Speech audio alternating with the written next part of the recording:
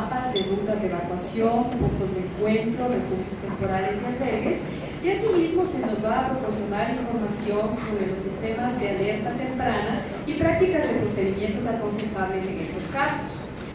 Muy buenas noches, muchas gracias por la invitación y por permitirme dirigirme hacia ustedes. Es súper importante que toda la población conozcamos acerca de lo que puede ocurrir ya durante este proceso eruptivo del volcán Cotopaxi.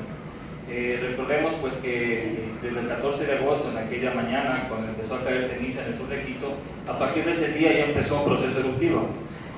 Y desde ese instante, pues ahora todos nosotros quienes vivimos, bueno, en este caso en Quito, en la zona de San Joaquín también, y obviamente las poblaciones que viven al sur del volcán, como la Tacunga, tenemos que aprender a convivir con este volcán.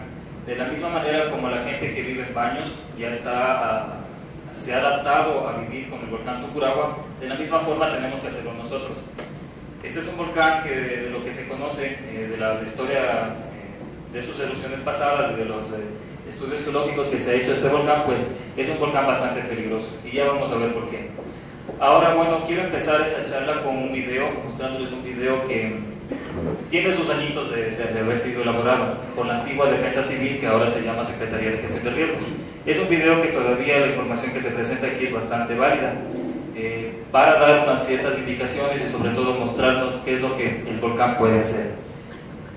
Sin embargo, deseo comentarles también que este video al momento está siendo actualizado por la SECOM, el Ministerio Coordinador de Seguridad, sobre todo porque ciertos mensajes de este video, dado que fue realizado hace unos años atrás, pues tiene unos mensajes que ya no son coherentes, dado que ya se retiró el volcán. Ustedes ya lo van a ver, pero la información de fondo es lo importante, entonces esperemos que...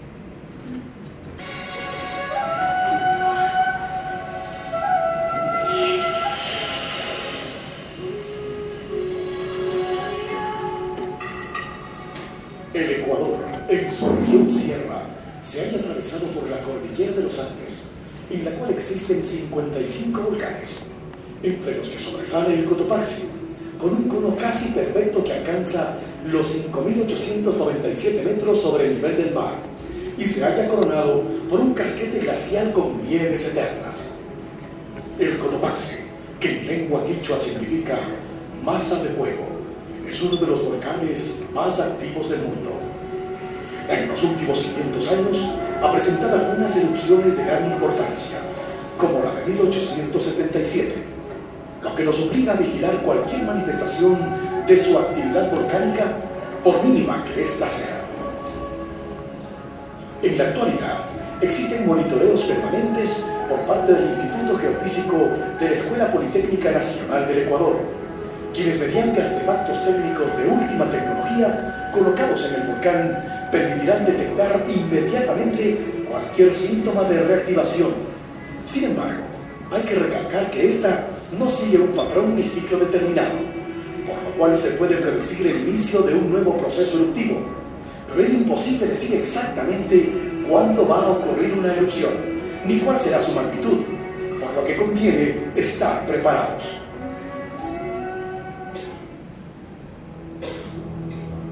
El Coloso Blanco.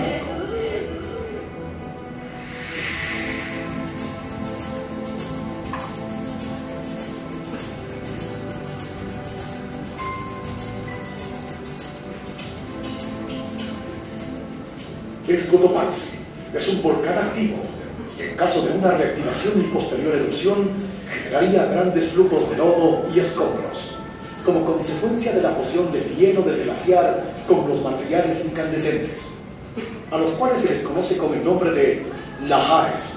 Estos pueden movilizarse a través de los cauces de los ríos, quebradas y zonas bajas saldañas que serían gravemente afectadas.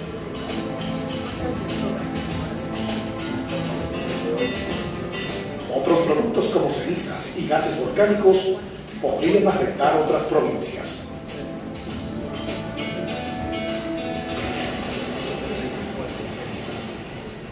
En erupciones anteriores, el Cotopaxi ha producido inmensos lahares que descendieron con gran velocidad a través de los ríos Salto, Tita, Santa Clara y San Pedro, arrasando con todo lo que se encontraba en su camino y llegaron hasta los valles de Los Chillos y Tumbaco, las pérdidas tanto humanas como materiales eventualmente fueron mínimas, pues la zona era casi despoblada. Todo lo contrario en la época actual, cuando en estos valles viven varios miles de personas. En estas zonas, en su mayoría planas como San Rafael y Selva Alegre, un flujo de lodo podría inundar importantes áreas urbanas. Además, incorporaría en su recorrido árboles, casas, puentes y otros objetos grandes, aumentando su volumen y poder de destrucción.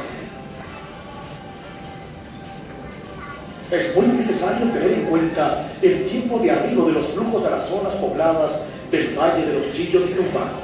Este se ha estimado en alrededor de 40 a 60 minutos desde su generación en el volcán y posiblemente solo a 30 o 40 minutos desde la primera señal de alerta.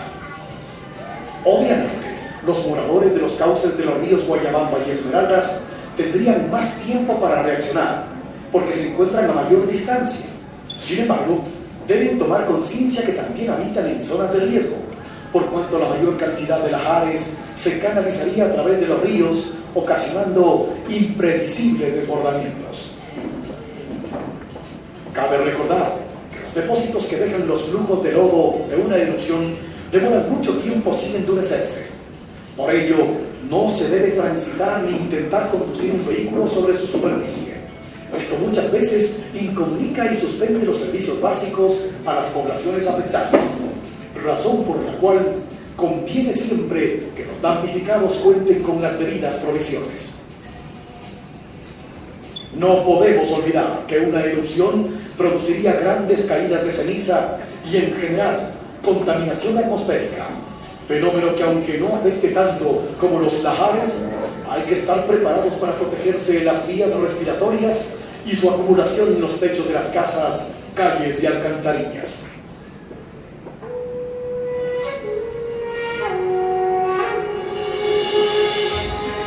En caso de producirse una reactivación del volcán Cotopaxi, los habitantes de las zonas de riesgo ubicadas en ambas riberas de los ríos con tránsito de flujos deberán tener muy bien identificadas las distintas áreas de seguridad. Parte importante de la preparación de la ciudadanía es también su participación en las charlas y simulacros. Estos ejercicios permiten identificar las zonas de riesgo y las rutas de evacuación a las áreas de seguridad. Si vive en zonas de riesgo, no se olvide tener a la mano una serie de artículos y víveres que deberá llevar consigo en caso de que necesite movilizarse. Si es necesario evacuar, recuerde llevar lo realmente necesario. El volcán puede entrar en cualquier momento en un proceso eruptivo largo o corto, dentro del cual podría darse una erupción de magnitud que produzca lahares. Evite vivir en zonas de alto riesgo y practique con su familia un plan para movilizarse hacia las zonas de seguridad más cercanas al lugar donde usted se encuentre.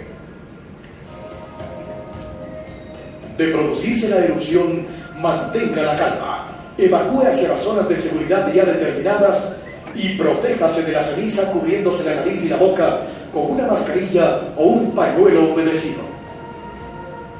Y finalmente, después de la erupción, quédese en un lugar seguro, manténgase informado y ayude a los demás.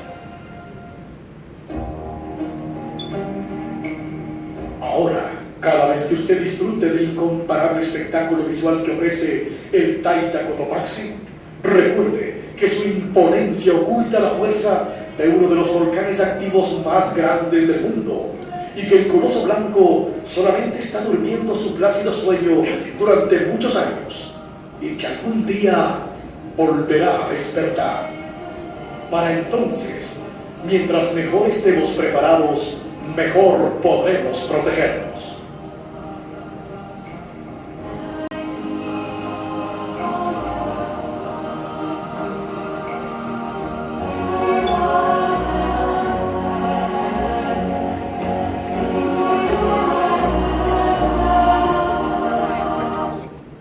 Escuchar y observar, pues desde el mensaje final pues ya no corresponde a la actualidad, ¿no? Dado que el volcán ya despertó, el volcán ya entró en un proceso eruptivo. Entonces, bueno, tenemos que aprender lo que puede ocurrir en el caso de que ocurran erupciones con escenarios un poco más mayores a los que hemos observado hasta el momento. Bueno, a continuación pues voy a presentarles una charla, la cual ha sido realizada de manera en conjunto en las últimas semanas a través de muchas instituciones que hemos estado participando. Obviamente la parte científica la vez del Instituto Geofísico, pero hemos estado diferentes municipios, representantes de diferentes municipios, Ministerio de Coordinador de Seguridad, la Secretaría de Gestión de Riesgos y otras instituciones, Cruz Roja también. Bueno, entonces, ¿cuál es el problema con el volcán? Bueno, este volcán, de lo que se conoce debido a los registros históricos que han dejado pues, las personas que vivieron estas experiencias en siglos pasados y también por los estudios geológicos que se han hecho, se sabe que en los últimos 500 años ha tenido varios periodos eruptivos. Aproximadamente cada 100, 120 años este volcán ha entrado en un nuevo proceso eruptivo, dentro del cual ha tenido un sinnúmero de erupciones, algunas pequeñas como las que hemos estado observando en las últimas semanas, pero también ha habido erupciones pues, más grandes. Dentro de estos periodos eruptivos, pues, como fenómenos volcánicos, el volcán ha producido pues, lo que se conoce como caídas de ceniza. Bueno, hay otro material que es del tipo de pomes y otro material que se llama escoria. Todo esto pues, son materiales sólidos que el volcán arroja a la atmósfera. Este material sólido se le conoce como piroclasto. Pero también este volcán ha producido otro tipo de fenómenos que son los flujos piroclásticos. Ya vamos a ir viendo cada uno de estos qué significa. Y debido a las características que tienen los flujos piroclásticos, pues se forman también estos flujos de lodo o lahares, como vimos en el video. La última erupción o el último periodo eruptivo importante que tuvo este volcán fue en el año de 1877. Este periodo eruptivo empezó en enero y llegó pues, a tener la máxima erupción el 26 de junio de ese año. En aquella ocasión pues, se produjeron lahares, estos flujos de lodo, alrededor de todos los flancos del volcán, incluido la parte norte. Y esa fue la última vez que ocurrió un flujo de lodo para el lado norte, acá de Valle de los Chillos. De manera general, pues vamos a explicar un poquito qué es un volcán y qué tipo de fenómenos se producen en un volcán. Un volcán es una estructura geológica que está en la corteza terrestre, a través de la cual emerge magma desde zonas bastante profundas de esta corteza. El magma es una mezcla de roca fundida, gases y material sólido representado por minerales que se forman a esas grandes profundidades. Ustedes habrán escuchado pues, el tema de la tectónica de placas, o que el planeta está dividido en placas tectónicas. Frente a las costas de Sudamérica hay una placa de origen oceánico que se llama Nazca, la cual se introduce debajo del continente sudamericano, y debido a unos procesos complejos que ocurren a esas profundidades entre 100 y 150 kilómetros, se funden las rocas debido a altas presiones y altas temperaturas a esas profundidades. Cuando se funden las rocas, pues se genera este magma. Y el magma, pues, en el lapso de miles de años, poco a poco va sufriendo diferentes cambios, lo que produce que vaya ascendiendo hacia la superficie. Cuando este cuerpo de magma, alcanza, digamos, niveles relativamente superficiales, generalmente 10, 15 kilómetros debajo del cráter de un volcán, empieza a generar cierta actividad interna, principalmente sismicidad, o sea, sismos que no son peligrosos, sismos que simplemente pues indican que hay este cuerpo de magma pues está en movimiento, o generalmente aparte del magma pues también flujos de gases que salen a superficie. Es esta actividad la que el Instituto Geofísico nos advirtió a inicios del mes de junio. Nos convocó a a todos los municipios que estamos alrededor del volcán, a ministerios, a secretarías a nivel del gobierno nacional, para comunicarnos que el volcán estaba teniendo una actividad extraña, o mejor dicho, anómala, y que había incrementado desde mediados del mes de abril. Aparte de esta actividad, o de esta actividad sísmica que se generó desde aquella época, desde el mes de abril de este año, de inicios del mes de junio, finales de mayo, inicios de junio, pues también empezó a observarse en el volcán que salían penachos de un vapor blanco. No sé si algunos de ustedes lo observaron. Anterior a estos meses, pues el volcán nunca lo habíamos visto de esa manera. Estos penachos blancos pues ya indicaban, conjuntamente con el incremento de la actividad sísmica, que posiblemente iba el volcán a entrar en un periodo de reactivación, pero para esa época pues no se sabía cuándo iba a empezar. Como les dije hace algunos minutos atrás, pues ya el proceso eruptivo como tal empezó en la mañana o en la madrugada del 14 de agosto de este año. Ahora, cuando nosotros observamos volcanes como el Cotopaxi, el Chimborazo, el Tungurahua, el Huayna, el Reventador, cualquiera de estos volcanes son o presentan unos edificios bastante grandes, edificios volcánicos. Para que un volcán haya alcanzado estos grandes tamaños, se necesitó seguramente decenas de miles o cientos de miles de años. Para la escala geológica, cada vez que el volcán se reactiva, por cada 80 o 100 años, pues es como un segundo para la escala de nuestra vida de nosotros los humanos, ¿no? Entonces estos volcanes a lo largo de estos cientos de miles de años pues han tenido múltiples erupciones de todo tipo, en ocasiones erupciones colosales, pero con mayor frecuencia pues erupciones entre pequeñas a moderadas, ¿no? Ahora, cuando el magma alcanza la superficie, es decir, cuando llega hasta la zona del cráter y empieza a ocurrir una erupción, lo que primero se observa, la mayoría de veces, es que el clima lo permite, pues, es la formación de una nube de gases y ceniza. A esta nube de gases y ceniza se le conoce con el nombre de columna eruptiva. Esta columna eruptiva puede alcanzar desde algunos cientos de metros hasta varios kilómetros de altura. Todo depende de qué tan energética o de qué tan grande es la erupción. Y la energía de una erupción depende mucho también del contenido de gas que tenga el magma. Mientras más gas, es más explosivo. Como un ejemplo análogo, siempre se ha hablado, o piensen ustedes en, esto es agua, pero piensen en una botella de cola o whisky. Si ustedes la agitan bastante, pues en un momento sale todo el gas y después la parte líquida del contenido de esa botella. Algo muy similar ocurre con los volcanes. Lo que primero se observa siempre es cuando un volcán genera estas grandes erupciones, es debido a todo el gas que está saliendo a grandes presiones desde el interior del mismo. Ahora, un volcán cuando entra en un periodo de erupción arroja a la atmósfera material sólido de muchos tamaños. En alguna ocasión, cuando yo trabajé en el Instituto Geofísico varios años, en alguna ocasión en un sobrevuelo que hicimos, tomamos fotografías del volcán Tungurahua y observamos una roca bastante grande. Hicimos unas estimaciones del posible tamaño que tenga esa roca y se estimó en alrededor entre 50 o 60 metros de diámetro, una roca bastante grande que arrojó el volcán. Pero este tipo de rocas bastante grandes, debido a su propio peso y tamaño, caen dentro del cráter o en los alrededores. No son arrojadas grandes distancias del cráter. Pero también pues el volcán arroja partículas más pequeñas, de algunos centímetros, incluso las partículas más pequeñitas, ¿no?, que se llama ceniza, que esas sí son arrojadas lo más alto posible en la atmósfera y después, dependiendo de la dirección que tenga el viento a esta altura, serán transportadas en una u otra a otras direcciones. Y posteriormente, pues debido a la gravedad mismo, estas partículas de ceniza pues van a caer formando lo que se llama la lluvia o caída de ceniza.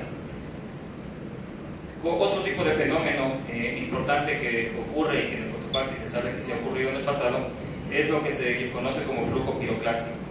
De manera general, pues un flujo piroclástico es una especie de avalancha de rocas, ceniza y gases bastante calientes que se mueven pendiente abajo por los flancos del volcán.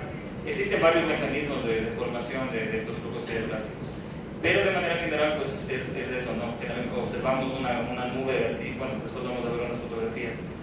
Este tipo de fenómeno, este tipo de flujo piroclástico, debido a sus características, en volcanes como el Cotopaxi, volcanes que tienen un glaciar o que tienen hielo y nieve en la parte alta, pues provocan que este hielo se derrita parcialmente. Y al derretirse este hielo, pues obviamente todo el agua que se forma se va a mezclar con el material volcánico que está siendo arrojado en ese instante por el volcán y va a formar en ese instante estos flujos de lodo o lajares, como lo vimos en el video. Estos lajares pues se mueven por las quebradas del volcán a grandes velocidades debido pues obviamente a las pendientes y a la gravedad que influye en esos flujos. Son fenómenos bastante destructivos y viajan grandes distancias. Después también otro fenómeno que comúnmente ocurre en erupciones grandes es el tema de los flujos de lava. Un flujo de lava pues es simplemente una vez que o se forma, una vez de que todo el gas que tenga el magma, una vez que salió y en forma de varias erupciones explosivas, pues ya la parte líquida que queda aquí sube hasta la superficie y se derrama por los flancos del volcán, y pues obviamente formando este tipo de flujos. Sin embargo, este fenómeno generalmente no representa amenaza, ya que en primer lugar se mueve o se moviliza con velocidades bastante lentas, generalmente unos pocos metros durante un día. Entonces, tranquilamente, si una persona estuviera en la parte alta, pues puede escapar de un flujo de lava. No ocurre todo lo contrario con los flujos piroclásticos, estos sí se mueven a velocidades bastante grandes. Ahora, los flujos de lava y los flujos piroclásticos generalmente están restringidos dentro del edificio volcánico, y en caso de que ocurriera una erupción bastante grande, podrían alcanzar el pie del volcán o incluso unos pocos kilómetros más allá del pie o de la base del volcán. Es decir que estos fenómenos, los flujos de lava y flujos piroclásticos, generalmente no se mueven o no alcanzan grandes distancias. Es decir, ese tipo de flujos no llegarían a las zonas pobladas, como el Valle de los Chillos o al otro lado de la Tacunga. Pero el tema de los lajares o flujos de lodo, eso sí.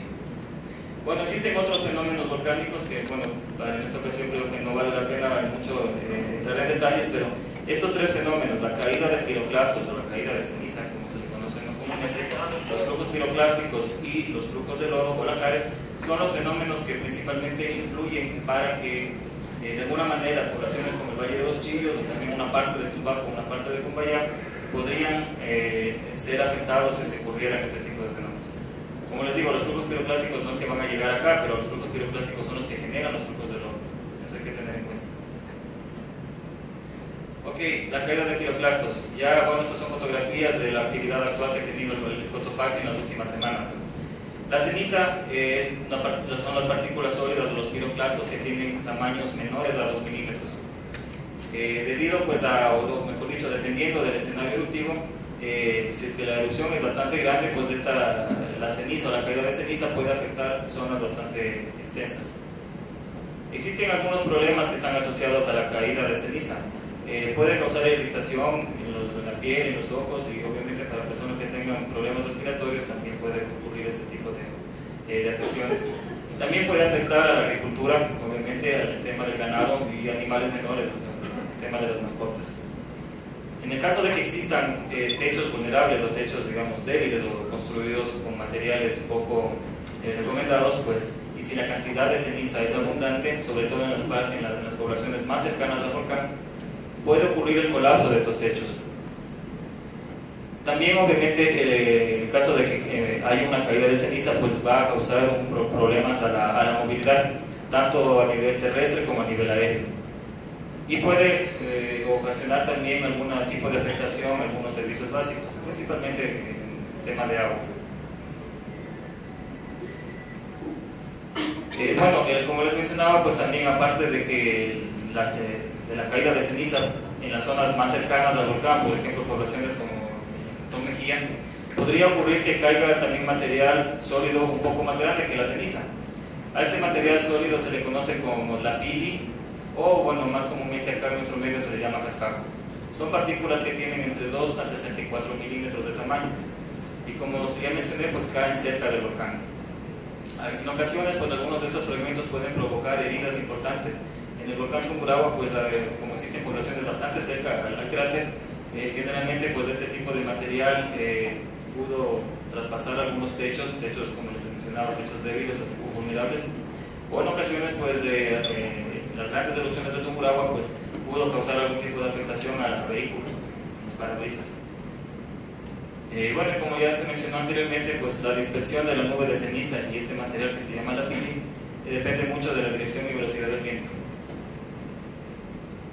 ¿Qué es un flujo piroclástico? Bueno, como ya mencioné, también son mezclas muy calientes de gases, ceniza y fragmentos de roca de todo tamaño posible que viajan a grandes velocidades por los flancos de un volcán. Este tipo de fenómenos pues, son los que generan el derretimiento de un glaciar y son fenómenos bastante peligrosos. En esta fotografía pueden observar cómo se observa un flujo piroclástico. Acá arriba se eleva la nube de gases y ceniza a la atmósfera, pero esta otra nube es una nube que viaja pues, a grandes velocidades por los flancos del volcán. Los flujos de lodo. De manera muy general, pues un flujo de lodo simplemente es la mezcla de material volcánico con agua. Para el caso del volcán Cotopaxi, pues como mencioné, el agua se generaría por el tema del derretimiento del glaciar. Estos flujos pues viajan a grandes velocidades y pueden llegar también a transportarse a distancias bastante grandes. Y son fenómenos bastante destructivos. En función del origen del agua o de cómo se originaría el agua, a estos lajares se los ha clasificado como flujos de lodo primarios o flujos de lodo secundarios. Ya vamos a ver a continuación. Un flujo de lodo o lajares primarios pues son los que se producen directamente en una erupción volcánica. Como ejemplo, pues ya mencioné el tema del derretimiento del glaciar.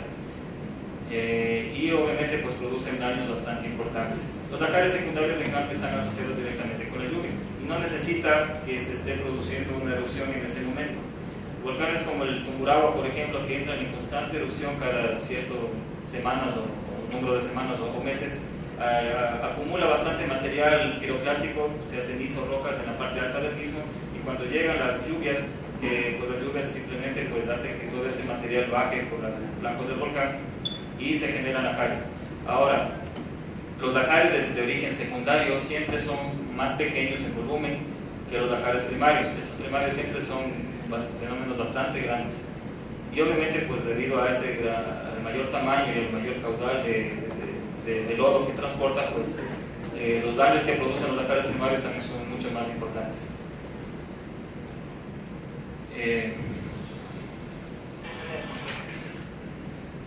Ahora, vamos a hablar un poco sobre el tema del monitoreo volcánico. De manera general, el monitoreo volcánico lo que hace es permitir observar, bueno, entre comillas, observar el comportamiento de un volcán en su interior y dar señales, o mejor dicho, advertencias a las autoridades en el caso de que este sistema de monitoreo detecte una actividad bastante extraña o anómala en el interior del mismo. En este caso, pues estamos observando en la figura de la derecha, pues cada uno de estos puntitos, bueno, no voy a entrar en detalles, representa los distintos instrumentos que están instalados en el volcán. Seguramente aquí todavía faltan los nuevos instrumentos que se instalaron hace unas semanas con la ayuda del gobierno de Estados Unidos. Pero aquí ya nos muestran algunos cómo es la distribución en el terreno de todos estos instrumentos. Ahora, existen diferentes tipos de instrumentos que permiten evaluar también diferentes parámetros. Los más importantes o principales que siempre se monitorean en un volcán es la sismicidad, lo que se conoce como deformación de los flancos de un volcán, la emisión de gases. También hay instrumentos que permiten observar anomalías térmicas en el volcán, anomalías químicas de las aguas y los gases que salen desde el volcán, en las vertientes sobre todo.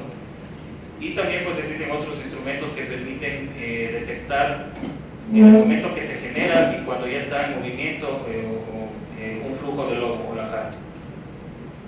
Como les mencionaba, pues el tema de la sismicidad, cuando el magma está ascendiendo desde zonas bien profundas, tiene que abrirse paso dentro de la corteza terrestre y tiene que ir rompiendo rocas. Así que suena un poco chistoso, pero tiene que hacer eso el magma. Y cuando hace eso el magma, pues genera sismos. Estos sismos generalmente no son, o mejor dicho, tienen poca magnitud y no son dañinos. Un volcán no es que causa grandes terremotos, o terremotos o sismos que destruyen casas.